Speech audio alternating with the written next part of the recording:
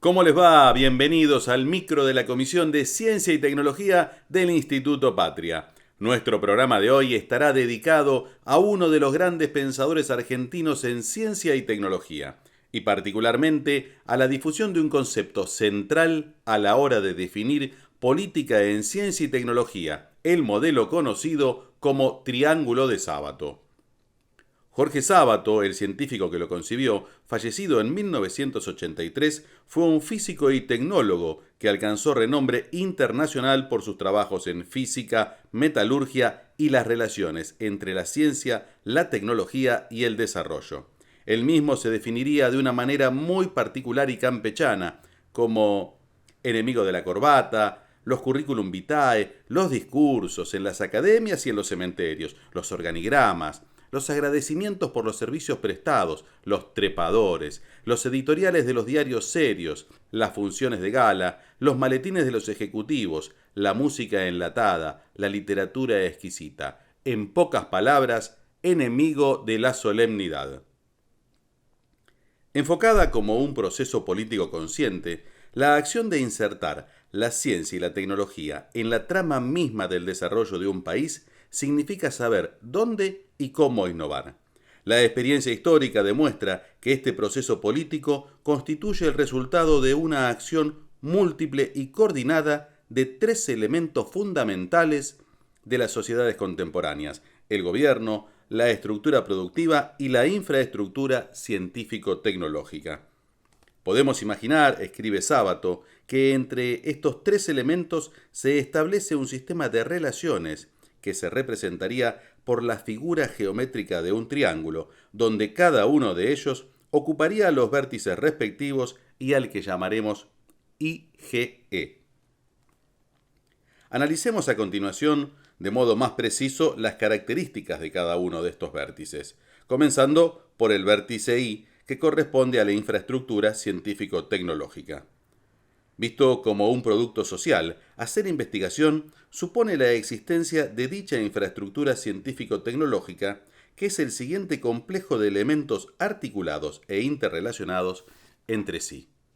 El sistema educativo, que produce en la calidad y cantidad necesarias los hombres y mujeres que protagonizan la investigación: científicos, tecnólogos, ayudantes, asistentes, operarios, administradores. Los laboratorios, institutos, centros y plantas piloto, formados por hombres y mujeres, equipos y edificios donde se hace la investigación. El sistema institucional de planificación, de promoción, de coordinación y de estímulo a la investigación. Consejos de investigación, academias de ciencia, etc. Los mecanismos jurídico-administrativo que reglan el funcionamiento de las instituciones y actividades descritas en los puntos anteriores. Los recursos económicos y financieros aplicados a su funcionamiento. La calidad de una infraestructura dada está determinada por todos y cada uno de estos elementos y por su armoniosa y permanente trabazón. Definiremos el vértice estructura productiva, en el sentido general, como el conjunto de sectores productivos que provee los bienes y servicios que demanda una determinada sociedad. El vértice gobierno, G, por su parte, comprende el conjunto de roles institucionales que tienen como objetivo formular políticas y movilizar recursos de y hacia los vértices de la estructura productiva y de la infraestructura científico-tecnológica a través, se entiende, de los procesos legislativo y administrativo. Los vértices están caracterizados desde el punto de vista funcional, lo cual permite ubicar correctamente en el vértice correspondiente a muchos sectores de actividad que por su naturaleza podrían crear confusión. Así, por ejemplo, una empresa propiedad del Estado que produce acero pertenece al vértice estructura productiva y no al vértice gobierno, pese a que su control esté en manos del gobierno. Y del mismo modo, un laboratorio de investigaciones, propiedad de una empresa privada, pertenece al vértice infraestructura científico-tecnológica y no al vértice estructura productiva.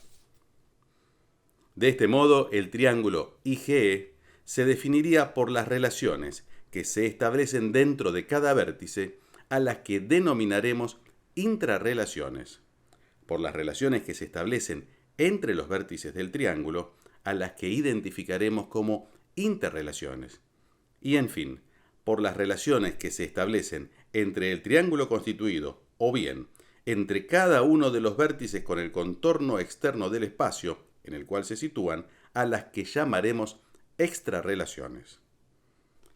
Las relaciones que se establecen dentro de cada vértice tienen como objetivo básico el de transformar a estos centros de convergencia en centros capaces de generar, incorporar y transformar demandas de un producto final, que es la innovación científico-tecnológica. Ello requiere de capacidad de realizar una acción deliberada en este campo para formular un cuerpo de doctrina, de principios y de estrategia capaz de fijar metas posibles, cuyo logro depende de una serie de decisiones políticas, de la asignación de recursos y de la programación científico-tecnológica. La experiencia histórica permite, pues, inducir esta imagen simplificada de las relaciones entre gobierno, ciencia, tecnología y estructura productiva. Sin embargo, la exposición de este sistema de relaciones no pretende tan solo interpretar una realidad en función de un modelo analítico definido de antemano, sino, además, demostrar que la existencia del triángulo IgE asegura la capacidad racional de una sociedad para saber dónde y cómo innovar, y que, por tanto, los sucesivos actos tendientes a establecerlo permitirán alcanzar los objetivos estratégicos propuestos anteriormente. A partir de la gran revolución científico-tecnológica de la segunda mitad del siglo XX, es imposible imaginar un esfuerzo sostenido y constante en ciencia y tecnología sin tener en cuenta un presupuesto básico, que la generación de una capacidad de decisión propia en este campo es el resultado de un proceso deliberado de interrelaciones entre el vértice gobierno, el vértice infraestructura científico-tecnológica y el vértice estructura productiva. Este proceso se establece a través del flujo de demandas que circulan en sentido vertical, interrelaciones recíprocas entre el vértice gobierno y los vértices infraestructura científico-tecnológica y estructura productiva, y en sentido horizontal, interrelaciones recíprocas entre los vértices infraestructura científico-tecnológica y estructura productiva. Con respecto a la interrelación gobierno-infraestructura científico-tecnológica, conviene señalar que el vértice de la infraestructura depende vitalmente de la acción deliberada del gobierno, entendida en un sentido muy amplio, sobre todo en lo que se refiere a la asignación de recursos. La interrelación gobierno-estructura productiva depende fundamentalmente de la capacidad de discernimiento de ambos vértices acerca del uso posible del conocimiento existente para incorporarlo a nuevos sistemas de producción. El objetivo central es la incorporación de la ciencia y la técnica al proceso de desarrollo. Se trata de un proceso político deliberado que se propone acoplar investigación y estructura productiva. En términos del triángulo IgE, nuestro objetivo se traduciría en lograr el establecimiento de la mayor cantidad de triángulos posibles con la mayor perfección, hasta lograr, eventualmente, un triángulo global que exprese que en la sociedad como un todo existe un sistema fluido y permanente de interrelaciones entre los diferentes protagonistas. Para esta estrategia de ir triangulizando el país, debe tenerse presente que los triángulos no se establecen por decreto, sino que son consecuencia de un proceso sociopolítico que se acelera en la medida que sus protagonistas vayan teniendo una mejor conciencia de su rol. En particular, las intrarrelaciones en cada vértice y las interrelaciones entre los vértices significan el establecimiento de canales fluidos de comunicación, que solo se logran en la medida que los participantes tengan intereses comunes, definan objetivos comunes y se comuniquen en un lenguaje común. Y fundamentalmente, todos deberán tratar de entender la naturaleza verdadera del proceso de desarrollo, que significa mucho más que aumentar el nivel socioeconómico de la sociedad. Desarrollo significa, en última instancia, transformar una sociedad tradicional en una sociedad moderna.